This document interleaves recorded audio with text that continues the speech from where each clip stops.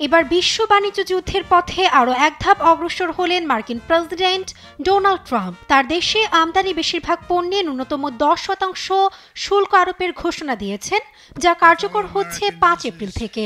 এছাড়াও নির্দিষ্ট কিছু দেশের ওপর উচ্চ শুল্ক চাপিয়ে বিশ্বকে করে তুলেছেন অস্থির।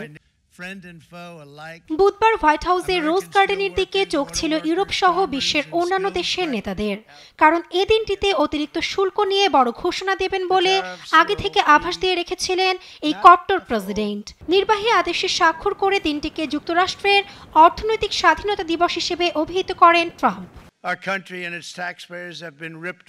এ ধরনের ভয়ঙ্কর ভারসাম্যহীনতা আমাদের শিল্পকে দিনের পর দিন ধ্বংস করেছে, জাতীয় নিরাপত্তাকে ফেলেছে ঝুঁকিতে। এই বিপর্যয়ের জন্য আমি সেসব দেশকে দোষ দিচ্ছি না, এর জন্য সাবেক প্রেসিডেন্ট বাইডেন ও পূর্বের নেতাদের দায়ী করছি। তারা এমনভাবে তা করে দিয়েছে যা কেউই বিশ্বাস করবে না।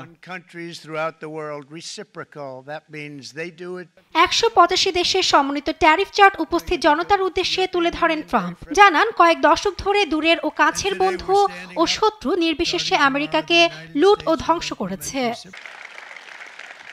আমাদের অর্থনৈতিক ধ্বংসের কারণে দ্রুতই যুক্তরাষ্ট্র অন্য দেশের উপর এ শুল্ক প্রয়োগ করছে।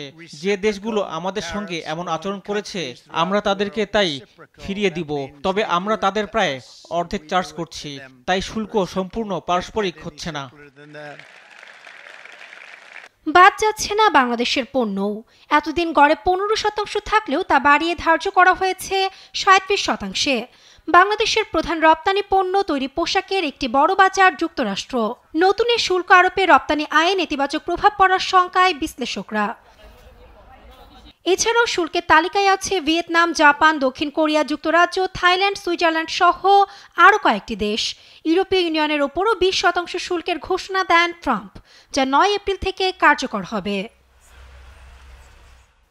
নাসরিন আক্তার, নিউজ ডেস্ক, দেশ টিভি।